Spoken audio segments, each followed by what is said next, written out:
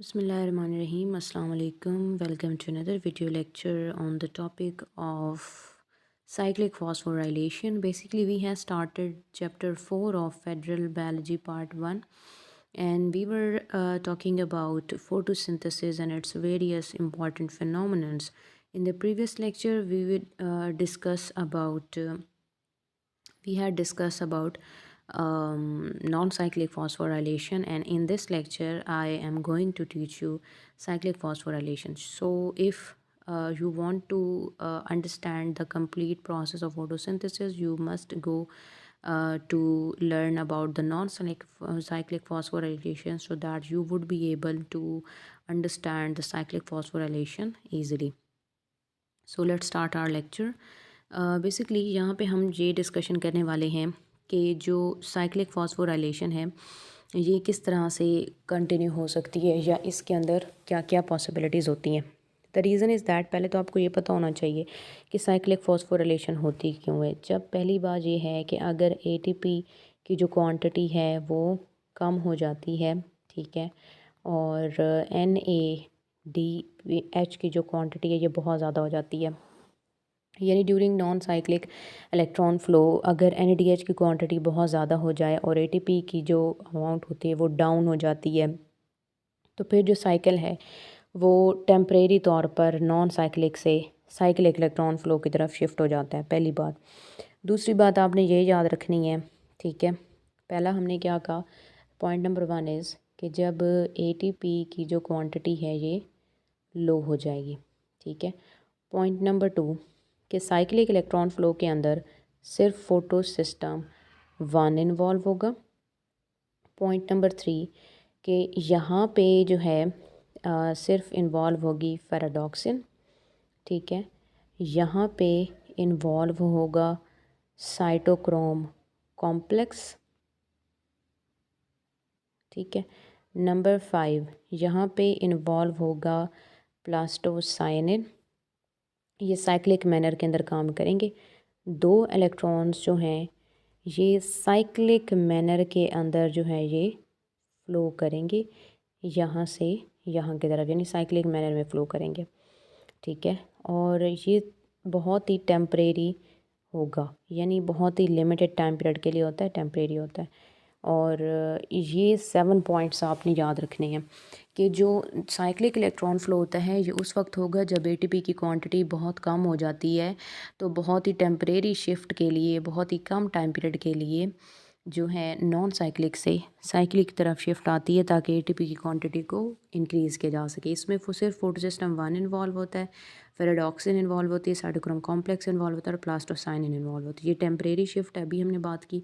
इसमें सिर्फ 2 ही इलेक्ट्रॉन्स हैं जो साइक्लिक मैनर में मूव करते हैं. दैट्स वाई हम इसको नाम देते हैं कि ये हमारे पास साइक्लिक इलेक्ट्रॉन फ्लो है. इन 7 पॉइंट्स को ज़रूर नोट कर लें, क्योंकि जब आपसे शॉर्ट क्वेश्चन में एक डिफरेंस पूछा जाएगा, what is the difference between cyclic and non cyclic phosphorylation, तो आप ये 7 पॉइंट्स लिख सकते हैं, ठीक है, क्योंकि ये तो पॉइंट्स हैं साइक्लिक फॉस्फोराइलेशन के.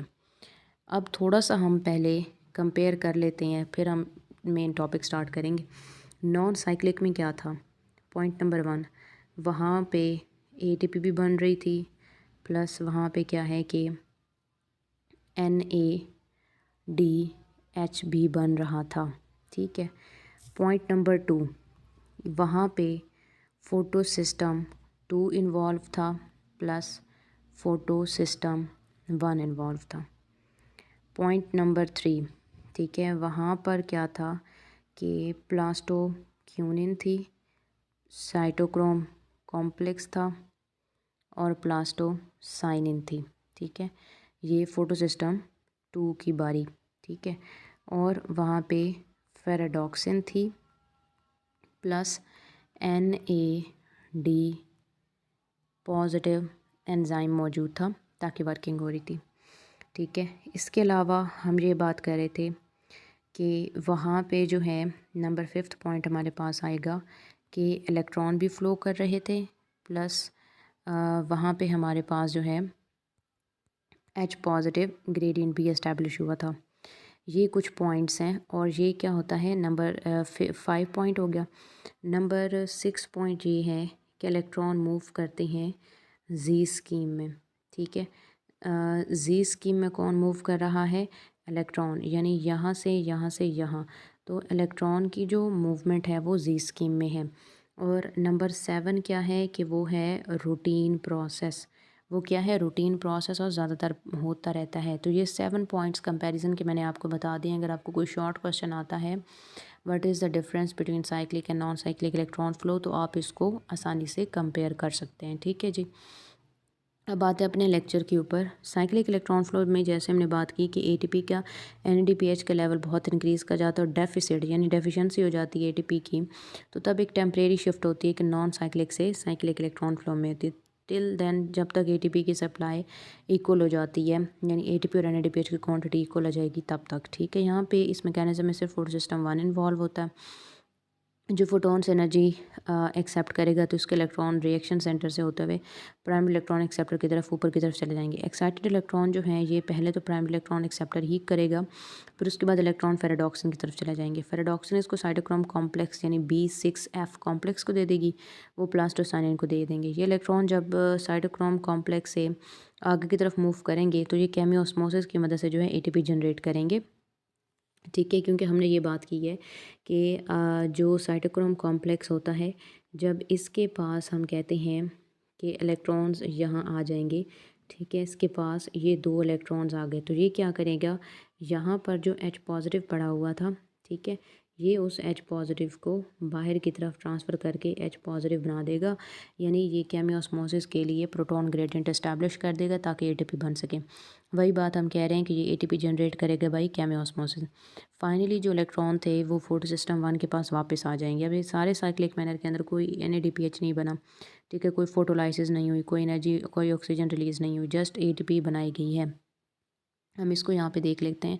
हम ये बात कर रहे हैं कि लाइट एनर्जी पड़ने की वजह से जब लाइट यहाँ पे पड़ेगी तो 2 इलेक्ट्रॉन ऊपर चले जाएंगे, ठीक है, प्राइमरी इलेक्ट्रॉन एक्सेप्टर की तरफ। वहाँ से ये इलेक्ट्रॉन फेराडॉक्सिन की तरफ आएंगे। फेराडॉक्सिन इसको किधर भेज देगी? साइटोक्रोम कॉम्प्लेक्स की तरफ। जैसे ही इलेक्ट्रॉन साइटोक्रोम कॉम्प्लेक्स में आएंगे तो स्टोमा के अंदर पहले से जो पड़े हुए H पॉजिटिव होंगे, वो जो H पॉजिटिव है, ठीक है, ये उसको बाहर की तरफ मूव करवा देगा और प्रोटॉन ग्रेडियंट बनाएगा ताकि एटीपी बनाया जा सके। ठीक है, काम हो गया।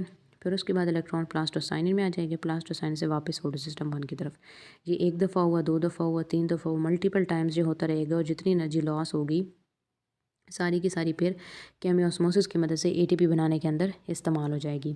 इस चीज़ को हम नाम देते हैं साइक्लिक फ़्लो, क्योंकि इलेक्ट्रॉन यहाँ से मूव करके जाते हैं, फिर यहाँ पे आते हैं, यहाँ पे आते हैं, यहाँ पे आते हैं और फिर यहाँ पे आते हैं, यानी यहाँ से इस तरह से इलेक्ट्रॉन मूव कर रहा है। इसको हम साइक्लिक फॉस्फोराइलेशन कहते हैं और उसकी एनर्जी यूटिलाइज़ हो रही होती है जो है एटीपी के सिंथेसिस के अंदर। सो यहाँ पे हमारा मेन प्रोडक्ट है एटीपी और हमारे वर्किंग कंपोनेंट्स कौन से हैं? फोटो सिस्टम 1, इसकी primary electron acceptor, ferredoxin, cytochrome complex, plastocyanin. और रिएक्टेंट हमारे पास क्या है? सिर्फ 2 इलेक्ट्रॉन जो कि साइक्लिक मैनर के अंदर मूव करते हैं ताकि एटीपी मॉलिक्यूल की सिंथेसिस की जा सके या प्रोडक्शन की जा सके। ठीक है जी, that was about today's lecture of cyclic phosphorylation. मैं अगेन आपको बता दूं, यहाँ पे आपको एक शॉर्ट क्वेश्चन आ सकता है, जैसे मैंने आपको 7 पॉइंट्स बताए हैं अभी थोड़ी देर पहले। तो यहाँ पे आपको क्वेश्चन आ सकता है that what is the difference between cyclic and non cyclic phosphorylation, या फिर how would you compare cyclic and non cyclic phosphorylation. ठीक है, और आपको एक ब्रीफ सा क्वेश्चन आ सकता है, draw the out draw the sketch of cyclic phosphorylation या नॉन साइक्लिक इलेक्ट्रॉन फ्लो। इस तरह से भी आ सकता है, draw the sketch of cyclic electron flow, या यूँ आ सकता है, outline the events of cyclic phosphorylation. तो ये काफ़ी इंपॉर्टेंट है, ये लॉन्ग के पार्ट के तौर पे आपको 3 नंबर का, 4 नंबर का, 4 नंबर का पूछा जा सकता है। ठीक है, जिस पे आपको ये ड्रॉ करना पड़ेगा, ये आपको सारा लिखना पड़ेगा, यानी सारा ड्रॉ करना पड़ेगा, लेकिन आपको हाईलाइट ये वाला पाथवे करना पड़ेगा ताकि पता चले कि आप साइक्लिक फ़्लो की बात कर रहे हैं। ठीक है, और डिफरेंट मार्कर से आपको ये चीज़ें भी ड्रॉ करनी पड़ेंगी ताकि पता चले कि वो एक यूजुअल पाथवे था, लेकिन हाईलाइट से और अच्छे से मार्कर से आपने ये चीज़ बना लेनी है ताकि आपको आसानी हो समझाने में कि आप साइक्लिक इलेक्ट्रॉन फ्लो की बात कर रही हैं। In case of any query you may ask in the comment section and I will try my best to resolve your queries and to answer your question. Till the next video lecture, wish you all the very best and good luck.